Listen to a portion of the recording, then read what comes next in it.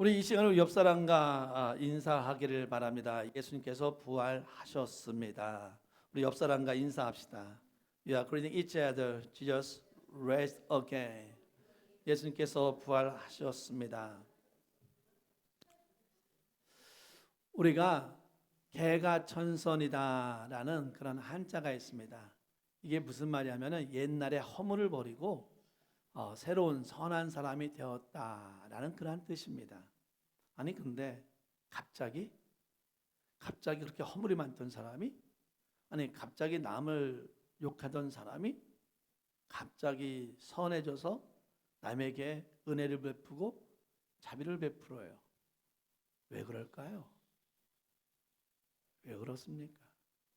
우리는 알지 못하지만 거기에는 분명한 이유가 있다라는 거겠죠.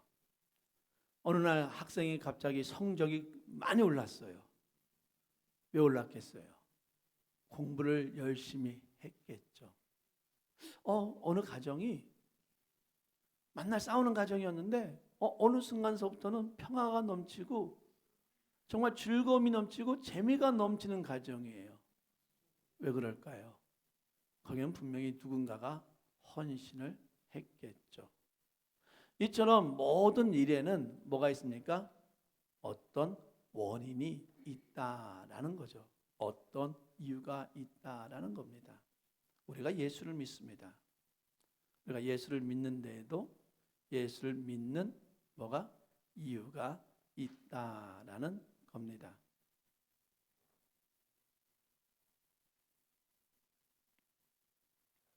예, 우리 조니께서 트랜슬레이션을 해주는 것 같습니다. 예수님의 제자들이 있습니다. 예수님의 제자들은 3년 동안을 그렇죠, 예수님을 따라다녔습니다. 예수님의 제자들이 예수님을 몇 년? 3년을 따라다녔다라는 겁니다. 또 3년 하니까 또 생각나는 말이 있죠. 서당께도 3년이면 뭐를 읊는다? 풍어를 읊는다라는 말이 있습니다. 참 세월이 참 빨라요. 어느 순간에 10년이 지났고 어느 순간에 20년이 지났고 어느 순간에 30년이 지났고 그래서 어느 순간에 팔순잔치도 하고 더 나아가서 나중엔 구순잔치도 하고 백세잔치도 하고 참 시간이 빨리 지나갑니다.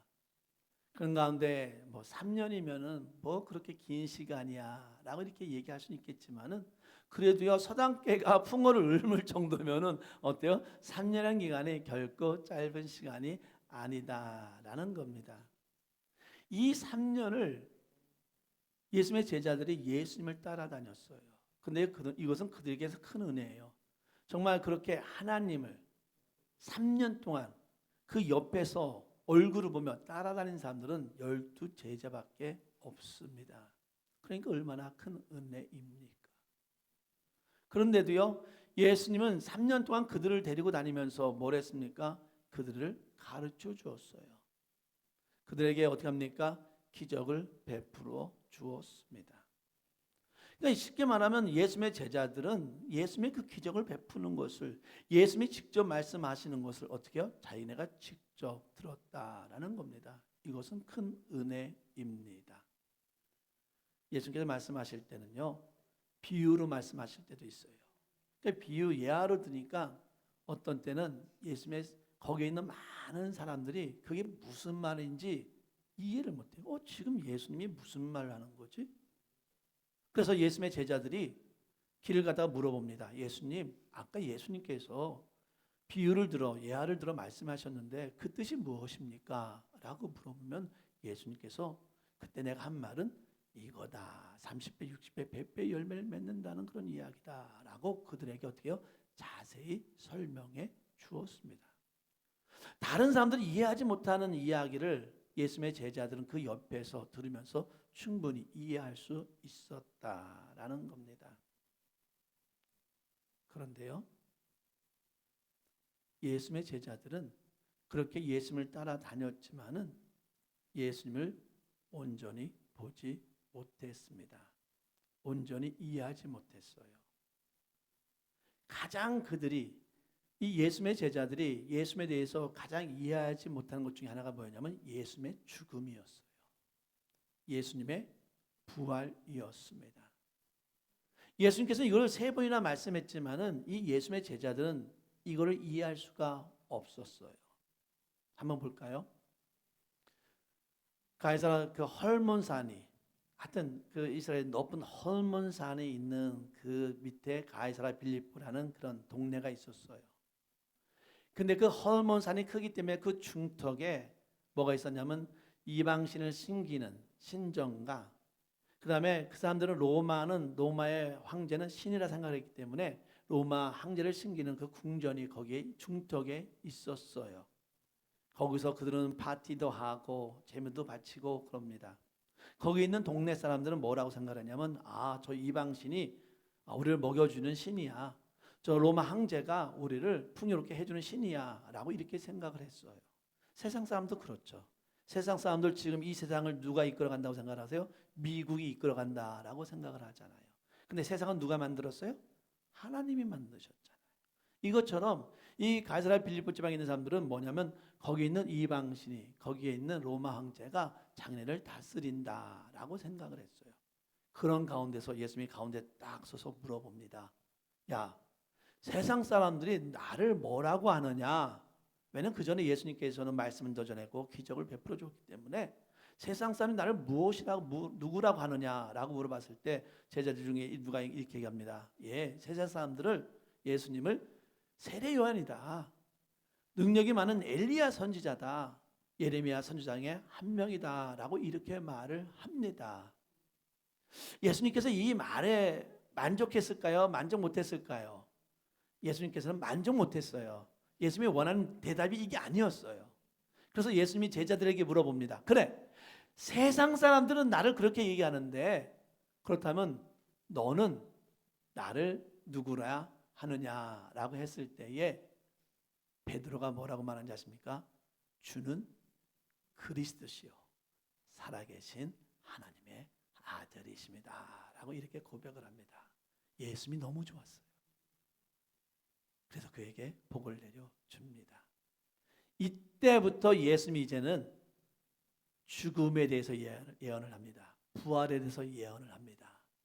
내가 서기관과 장로와 그 다음에 대제사장에 의해서 내가 고난당하 죽을 것이다 라고 제자한테 얘기하니까 나서기 좋아하는 이협심이 강한 베드로가 말합니다.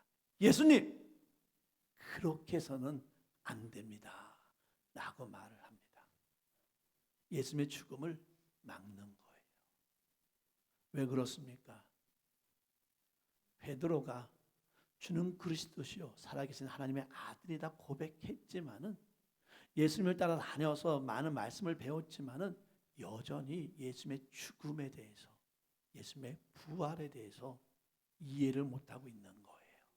그렇기 때문에 예수님이 죽는다니까 예수님 그러면 안 됩니다 라고 이렇게 말을 하는 겁니다.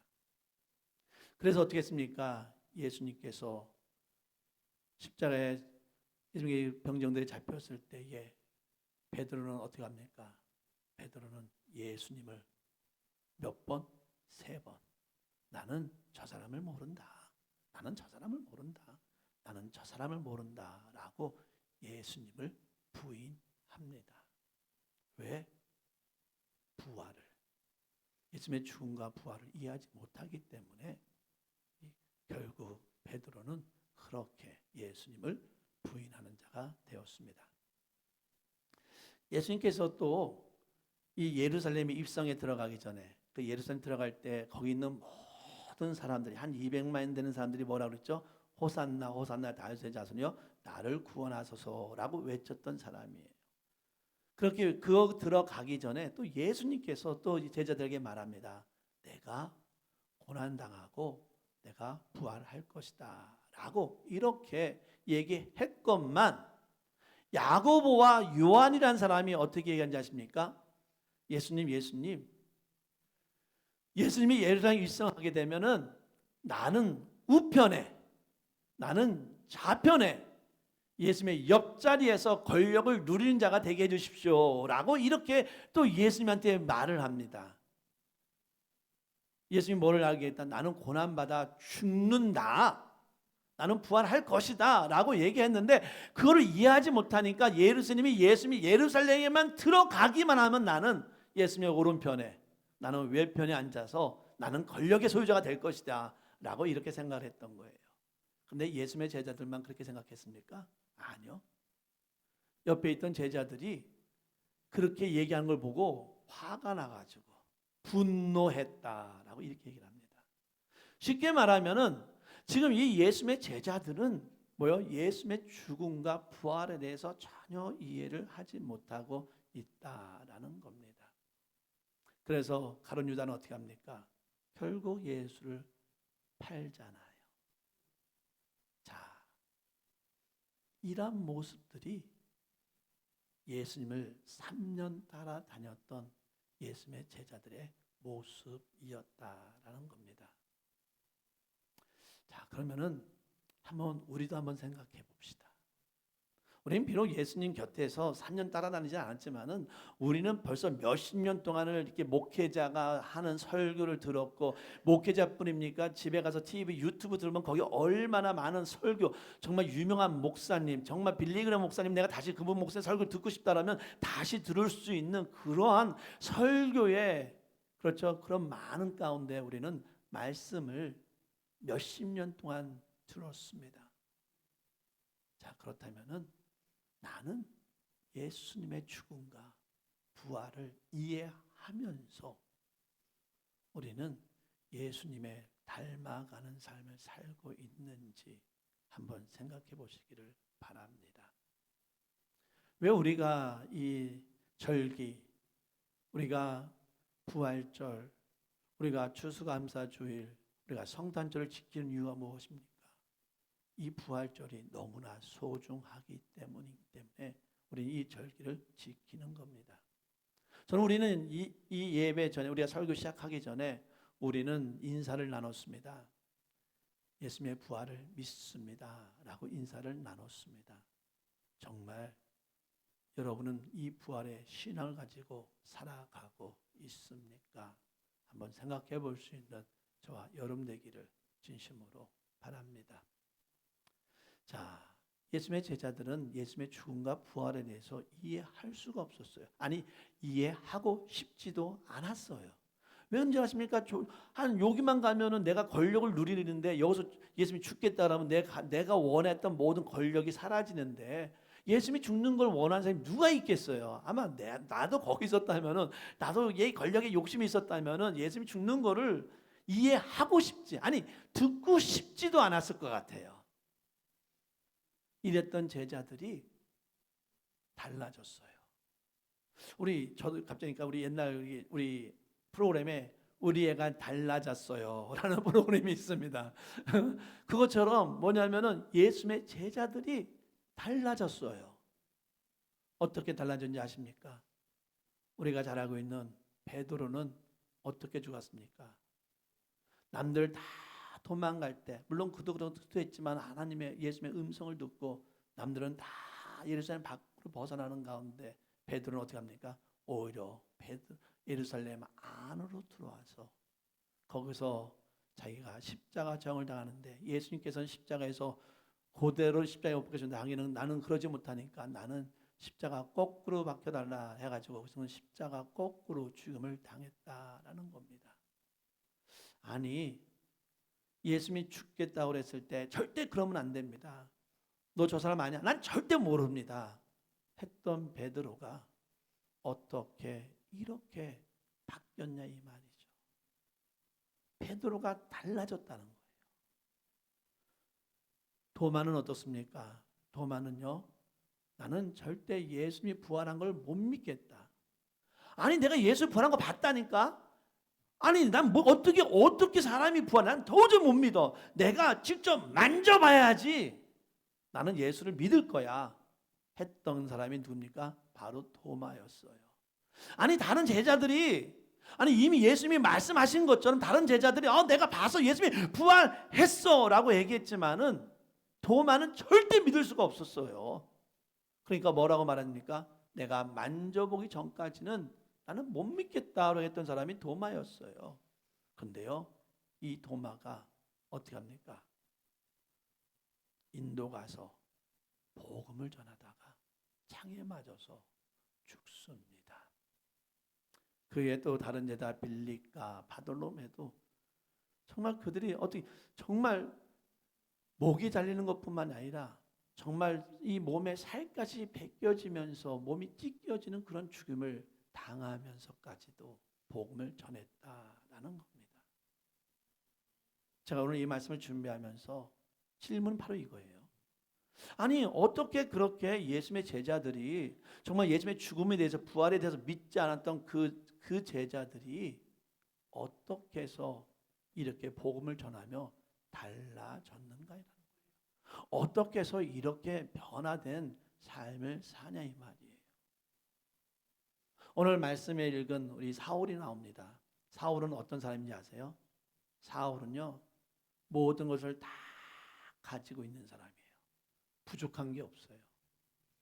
그는 당시에 로마 시민권, 그러니까 로마 시민권의 특권은 뭐냐면 아무리 나쁜 짓을 해도 함부로 죽여 사형시킬 수 없어요. 그게 로마 시민의 특권이었어요. 그는 유대인 중에 유대인이요 바리새인 중에 율법적으로 말씀적으로도 아주 잘 지키는 그런 사람이 누구냐면 바로 사울이었고, 또 학문에서도 가장 높은 학문을 자랑했던 아말리엘의 그런 가멜리엘의 그런 수제자, 그 중에서 율법을 배웠던 사람.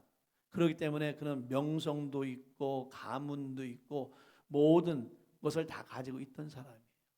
근데 이 사울이 그래서 자기의 어떤 명성을 더 떨치고자 뭐냐면 다메섹으로 올라가면서 예수 믿는 사람을 죽이려고, 그 사람들을 잡으려고 가려는 길이었어요.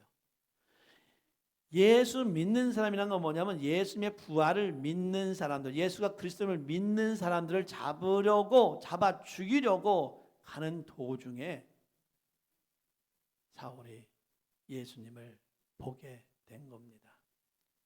환상 가운데 예수님을 보게 만나서 그는 오늘 말씀해 보니까는 여기 22절대로 사울은 힘을 더 얻어 예수를 그리스도와 증언하여 다메섹에 사는 유대인들을 당혹하게 하니라. 아니 좀 전까지만 해도 이 사울은 어떤 사람? 예수를 믿는 사람을 죽이려고 했던 사람이 갑자기 어떻게 됐어요? 예수님의 복음을 전함으로 인해서 사람들 전부 다 당하고, 아니 좀 전까지 죽이려고 했던 사람이 아니 지금 며칠 지났다고, 7일 지났다고, 며칠 지났다고 어떻게 예수가 그리스도임을, 예수의 복음을 전파할 수가 있겠습니까? 왜 그러냐는 말이죠. 왜 그러냐는 말이죠. 예수님의 제자들도 죽음과 부활을 이해 못했고, 이 사울도 그렇죠. 예수 믿는 사람 죽이려고 했던 사람들이 나중에는 변화되어서 어떻게 해요? 예수님 위해 목숨을 바치고 예수님의 위해 복음을 전하고 하는 자가 되었다라는 겁니다.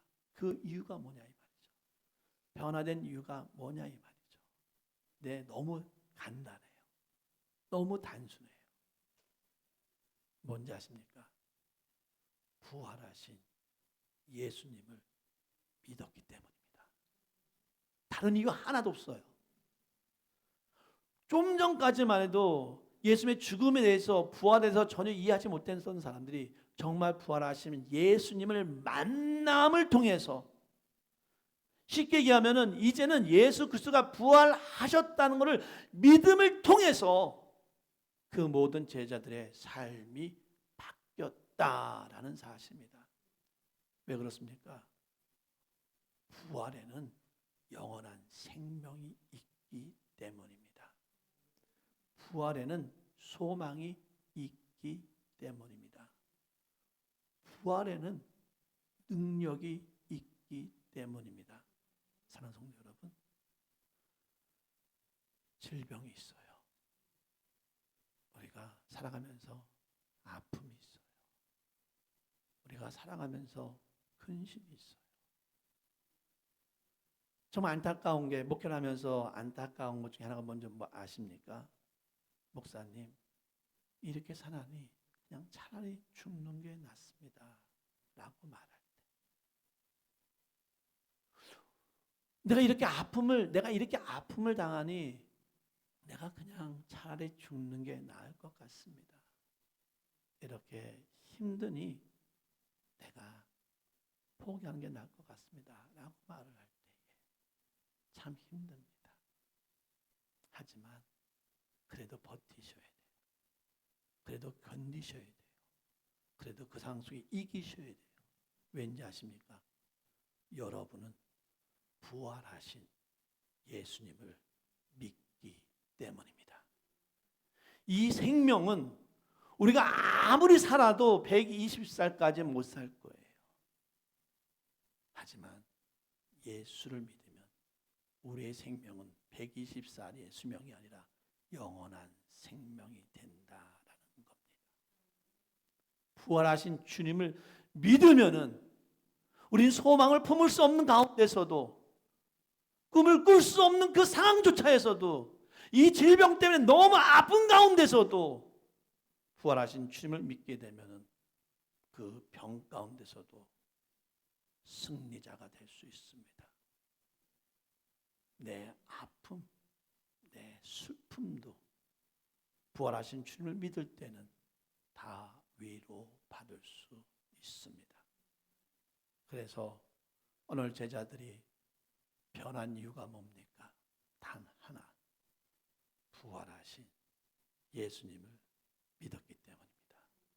여기에 있는 우리 모든 성도님들이 이 믿음을 가지고 견디십시오. 이기십시오. 승리하십시오. 영원한 생명을 누리기를 진심으로 바랍니다. 기도하겠습니다. 하나님 아버지 감사합니다. 우리는 부활하신 주님을 믿습니다.